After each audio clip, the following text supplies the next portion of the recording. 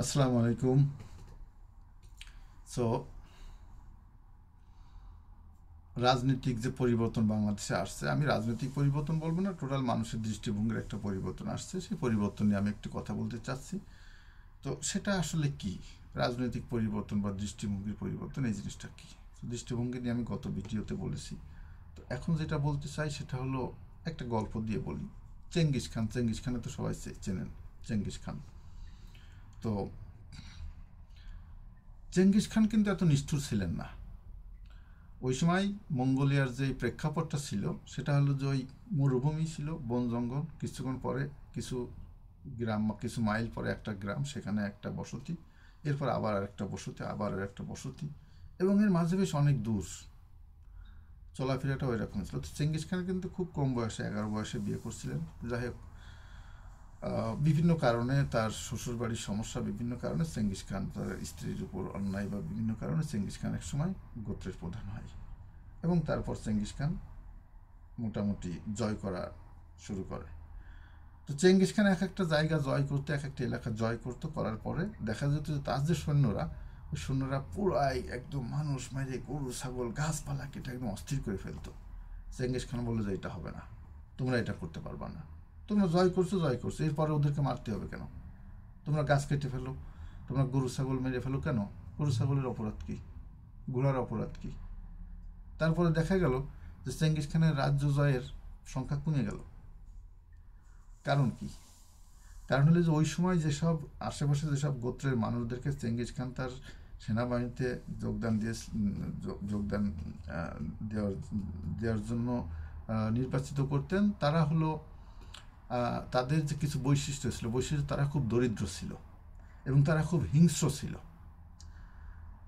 তো তাদের প্রতি মাসের শেষে তারা এক একটা, তাদের প্রতিটা গ্রামে এক একটা মিটিং বসাতো, বা এরকম ঘরোয়া বৈঠক বা যেটা হোক বলি। তো মিটিংয়ে বলতে যে এই মাসে তুই কয়জন মারছিস, এই মাসে আমার গোত্রের মানুষ কয়জনকে মারছে, হ্যাঁ অমুক গোত্রের 5 জন, অমুক গোত্রের 10 জন, এইভাবে যতজনকে মারা হতো সেই ততজনকে মারার উপর বেসিস করে তাদের ওই মাসিক ওই আনন্দটা উদযাপন করা হতো। অর্থাৎ তারা ছিল হিংস্র। এবং তাদের স্বভাবটাও এরকম যে তারা কোনো কিছু দখল করবে, করে ওই জায়গায় মানুষকে ইচ্ছা মতো মারবে বা যা ইচ্ছা তাই করবে, এটা তাদের রক্তে ছিল। তো এইটা যখন চেঙ্গিস খান থামাই দিল, দেওয়ার পরে ওদের ভিতরে এই স্প্রিয়াটা কমে গেল, তারা বেশিরভাগ ক্ষেত্রে রাজ্য দখল করতে পারতো না। পরে চেঙ্গিস খান বুঝলো, দেখলো যে তাই তো, ওদের তো ওটাই শান্তি, তো আমি ওদেরকে নিষেধ করলে কীভাবে রাজ্য দখল করব।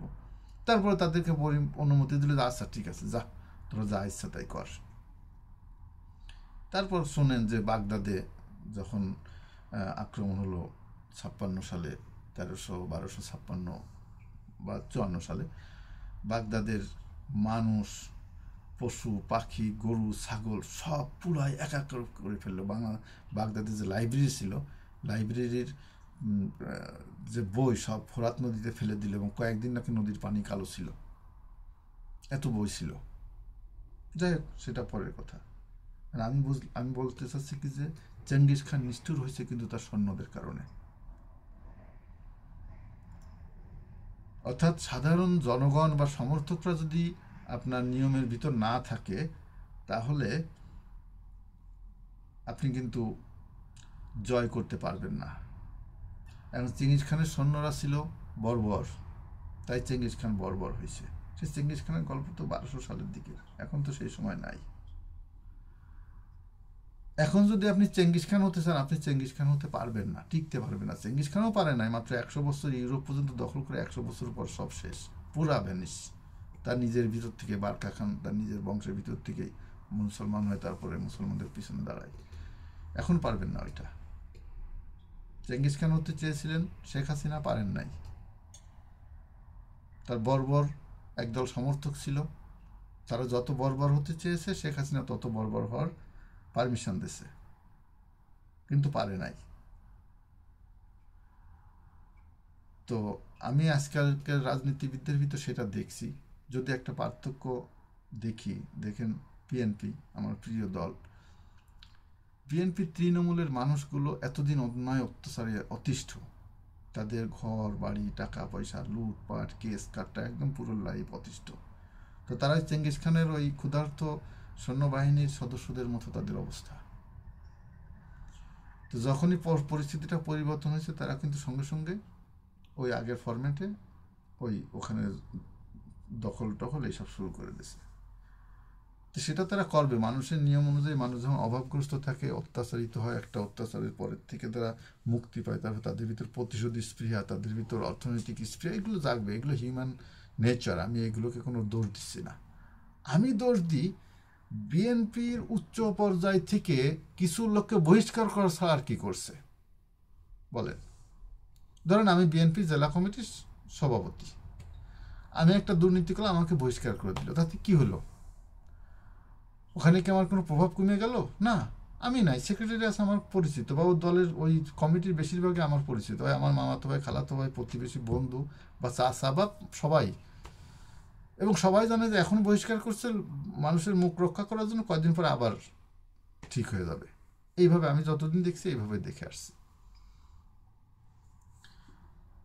আসলে কিছুই হয় না তাতে, আসলে তার ফলাফল আসলে কিছুই হয় না তাতে। কি কমছে? কমে নাই। কিন্তু যদি বিএনপি করতো, আমি আমার ফেসবুক গ্রুপে, আমি বললাম না আমার গ্রুপ ওইভাবে রেগুলারিটি মেনটেন করতে পারেন, আমি অত ফেসবুকে জনপ্রিয় না, আমি আমার মনের কথা বলি, মাঝে মাঝে লিখি। তো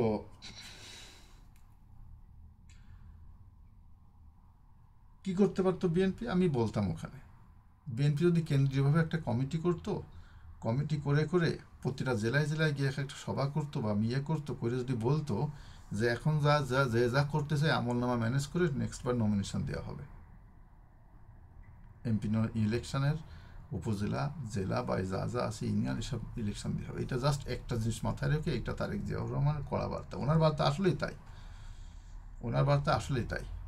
ওরা বলে নাই ওই খালি বহিষ্কার করলাম, ওই ঢাকায় থেকে কথা। কারণ ওদের আবার সমস্যা, ঢাকায় থাকলে, কেন্দ্রীয় নেতাদের আশেপাশে না থাকলে আবার পজিশন পাওয়া বা ফিউচারে নমিনেশন পাওয়া একটা, এই জন্য ওরা ওখান থেকে যা করে ওখান থেকে করে, ওরা তৃণমূলে যায় না। আর আরও কিছু আছে, সেগুলো প্রফেশনাল চাঁদাবাজ, তারা আসলে কিছুই বলে না ইচ্ছা করে, কারণ তারা ওখান থেকে ভাগ পায়। এটা হলো ব্যাপার। তো এতে তো থামানো যায় নাই। তো তার মানে কি? চেঙ্গিস খান যেমন নিষ্ঠুর হয়েছে, ধ্বংস হয়েছে তার সৈন্যদের কারণে, বিএনপিও নিষ্ঠুর হচ্ছে, বা নিষ্ঠুর হচ্ছে না, ধ্বংস হচ্ছে কিন্তু ওই তৃণমূলদের কারণে। তো এই তৃণমূলদের কারণে তৃণমূলদেরকে ট্যাকেল করা যেত কীভাবে? ওইভাবে। কিন্তু ওরা ওইভাবে কিছু করে নাই। তাদের হিসাব যে জিয়াউর রহমান খালেদা যে বিশাল পুঁজি রেখে গেছে, আগামী 100 বছর ধরে পুঁজি ভাঙাই খাবো, আমাদের এই পুঁজির কোনো ক্ষতি হবে না। তাদের হিসাব ওই একটাই। আমি আবেগের সাথে বলছি, আবেগতাড়িত হয়ে বলছি, আমি বিএনপির সমর্থন করি, তার থেকে বড় সমর্থন করি জিয়াউর রহমান এবং খালেদা জিয়াকে। জিয়াউর রহমানের উপর যত বই আমি পড়ছি, অনেক বই পড়ছি, সে তার শেষ নাই। অনেক বই পড়ছি, অনেক মুরব্বীদের কাছে জিয়াউর রহমানের কথা আমি শুনছি। খালেদা জিয়াকে তো আমি নিজেই অনেকটা দেখলাম, চিনলাম। তো জিয়াউর রহমান খালেদা জিয়াকে যেদিন মঈনুল্লাহ বাড়ি থেকে বের করে দেয়, আমি বলছি আমি মোটামুটি একজন মুসলমান, 33 পাওয়া মুসলমান, হয়তো বা 28-29 পাওয়ার পরে 5 গ্রেস দিয়ে আল্লাহ মুসলমান দিতে পারো, প্র্যাকটিসিং মুসলমান, 5 ওয়াক্ত নামাজ পড়ি। হয়তো লন্ডনে বিভিন্ন পরিস্থিতি, ঠান্ডা, নামাজের টাইম আগে পাশে, এই কারণে অনেক সময় করতে পারি না ঠিক মতো। কাজা পড়লেও পড়ি 5 ওয়াক্ত নামাজ, কারোর ক্ষতি করার চেষ্টা করি না, চেষ্টা করি যতটুকু পারি উপকার করি, নিজের সন্তান, পরিবার, ফ্যামিলি, এই নিয়ে যতদূর সম্ভব চলার চেষ্টা করি। আমি এইরকম টাইপের একজন মুসলমান। অর্থাৎ কড়া মুসলমান, টুপি মাথায় দিয়ে বা জুমার নামাজে মসজিদে যেতেই হবে যেভাবে, ওই রকম মুসলমান আমি না।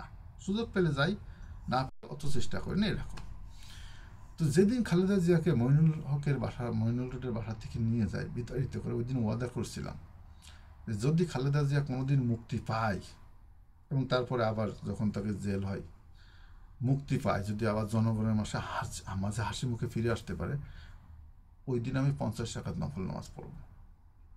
এবং ওইটা সম্ভব কীভাবে? হাসিনার পতনের মাধ্যমে। যাই হোক, হাসিনার পতন হলো 5 তারিখে। এটা কিন্তু ওয়াদা অনেক আগে করছিলাম। হাসিনার পতন হলো 5 তারিখে।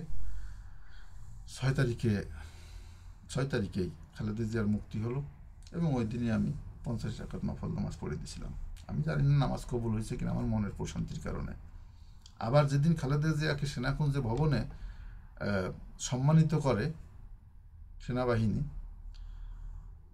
ওই দিন আমি মনের আনন্দে আরও 2 রাকাত শুকরানা নামাজ পড়ছিলাম। এটা হলো আমার আবেগের কথা বলছে, আবেগের কথা। তো সেই খালেদা জিয়া, সেই জিয়াউর রহমানের একটা দল এইভাবে একের পর এক ভুল সিদ্ধান্ত নেবে, যা মনে চায় তাই করবে, দুই নৌকায় দুই পা দিয়ে চলবে, আবার দুই পা এক নৌকায় থাকবে, আবার কেউ প্রেশার দিলে আবার দুই পা তিন নৌকায় চলে যাবে। তারা জানবে না আমি কি করতেছি, আমার এই পাক এখন কোন নৌকায়, ওই পাক কোন নৌকায়, জানবে না, বুঝবে না। এটাও তো হয় না ভাই, এটা হয় না, এটা অ্যাকসেপ্ট করা টাফ। তারা স্রোতটা বোঝে নাই, আবেগ, জুলাইয়ের মানুষের যে আবেগ। দেখেন নেপালে 25 জন মারা যাওয়ার পরে কিন্তু সরকার পতন হয়ে গেছে। বাংলাদেশে 1500 জন মারা গেছে, 1400-1500 জন, 3000 আহত। 150 লোকের টোটাল মাথার খুলি পাওয়া যায় না, ডাক্তাররা পায় নাই। অন্ধ হয়ে গেছে অনেক লোক, আজীবনের জন্য দেখতে পারবে না। অনেকে মুখের গঠন চেঞ্জ হয়ে গেছে, কণ্ঠশাসনে বাপ মা ছাড়া ওদেরকে আর কেউ চিনতে পারে না, বা শরীরে কোনো দাগ দেখে, জন্ম দাগ দেখে বাপ মা চিনতে পারে, আর কেউ চিনতে পারে না। এটা তো এমনি এমনি হয় নাই। এই আবেগটাকে বোঝে নাই। কে বুদ্ধিতে, কিসের বুদ্ধিতে, কার বুদ্ধিতে চলে আল্লাহ মাহবুদ জানে, কিছুই বুঝি না। 7 তারিখে 5 তারিখে হলো, 7 তারিখে বলে যে 3 মাসের ভিতর নির্বাচন। কোন স্লোগানটা ছিল ওদের নির্বাচন, যে ছাত্র আন্দোলনের কোন স্লোগানটা নির্বাচনের কথা ছিল? তো বৈষম্যের কথা ছিল, নির্বাচনের কথা ছিল, সংস্কারের কথা ছিল, নির্বাচনের কথা ছিল না, বোঝে নাই। জুলাই সনদ বাধা, প্রেসিডেন্টকে সরাতে হবে, সেখানেও বাধা। এবং বাধা দিলাম, ভালো কথা, অবশ্যই বাধা, পজিশন মানে কিসের ভিত্তিতে বাধাটা, তাদের যুক্তিটা, সেই যুক্তিটা লোকে বাধা তো অবশ্যই দিতে পারে, এটার দোষের কিছু না। কারণ রাজনৈতিক দল হিসেবে তারা যা বোঝেন, আমরা যা বুঝি, এই বোঝার ভিতর তো অনেক পার্থক্য আছে। বাধা অবশ্যই, বাধার ব্যাখ্যাটা কি? ব্যাখ্যা নাই, ব্যাখ্যা ছাড়াই এটা করা যাবে না। এবং মানুষের বিরুদ্ধে বিভিন্ন পারসেপশন তৈরি হয়, সেই পারসেপশনের ভিতর কিছু গোলাইটে পারসেপশন, কিছু সলিড পারসেপশন, কিছু নেগেটিভ পারসেপশন। এই টোটাল পারসেপশন হয়ে এমন একটা অবস্থা হয়, সেখানে বিএনপির আদর্শ বা বিএনপির নীতি কোনটা খুঁজে পাওয়া যায় না। মনে হয় যে মাঠে একটা ফুটবল দৌড়াচ্ছে, তার পিছনে বিএনপি দৌড়াচ্ছে, কিন্তু বিএনপির ফুটবলকে দাবলায় নিয়ে বেরোচ্ছে এমন দেখা যায় না। কে কোথার থেকে একটা ফুটবল ছাড়িয়ে দেয়, বিএনপি তার পিছনে দৌড়ায়, আল্লাহর হস্তে দৌড়াচ্ছে এবং হাঁপাই যাচ্ছে। এই জন্যই বলি, শিবির কেন যেতে, জামাত কেন লাইমলাইটে আসে? কারণ জ্ঞানী লোকে যখন মায়ের খায়, তখন সে মায়ের হজম করে এবং সেখান থেকে শেখে। আর বোকা লোকে যখন মায়ের খায়, তখন জাস্ট মায়ের খায়, কান দেয়, আর কিছুই শেখে না। পার্থক্যটা এখানে। আমার আবেগ থেকে বলছি, কয়েকটা লিডারকে যদি বাদ দিয়ে যায় বিএনপির উপর থেকে, কয়েকজন লিডারকে বাদ দিয়ে দেওয়া যায়, বিএনপি ঠিক হয়ে যায়। তারা ইন্ডিয়ার সর বা আমলিগের দোসর বা যেটা যাই বলেন, ওইটা আমাদের জানার দরকার নেই। হয় তাদের রাজনৈতিক দূরদর্শিতা নেই, নইলে তাদের মনে কোনো কুবুদ্ধি আছে, অথবা তারা বোকা। যে কারণে হোক কয়েকজনকে বাদ দেন। কয়েকজনের কথা বলছিল, এইরাই কিন্তু বাজারটা নষ্ট করে ফেলছে, পুরো নষ্ট করে ফেলছে। কয়েকদিন আগে যে ছাত্ররা এদেরকে এইভাবে জেল থেকে বাঁচালো, সেই ছাত্রদেরকে বলে যে বঙ্গোপসাগরের ভাষায় দিয়ে দেওয়া যায়। এসব সহ্য হয় না, এসব সহ্য হয় না। আমরা বিব্রত হই, বিএনপির সমর্থক কর্মীরা বিব্রত হয়, এদের মুখ থাকে না মানুষের কাছে কথা বলার, বা এইগুলো থামান। আমি অন্তত আর একটা বার খালেদা জিয়াকে প্রধানমন্ত্রী হিসাবে দেখতে চাই, তার মুখে হাসি দেখতে চাই। তার পূর্ব শর্ত হলো এইসব নেতাদেরকে থামান, তাহলে এমনিতে অনেক কিছু ঠিক হয়ে যাবে। এবং মানুষের পারসেপশনটা বোঝেন, পাবলিক পারসেপশনটা বোঝেন। ওই পুঁজি দিয়ে চলবে না, নিজেদেরকে পুঁজি গঠন করতে হবে, অথবা পুঁজি ধরে রাখতে হবে। সেই চেষ্টাটা করেন প্লিজ। ধন্যবাদ।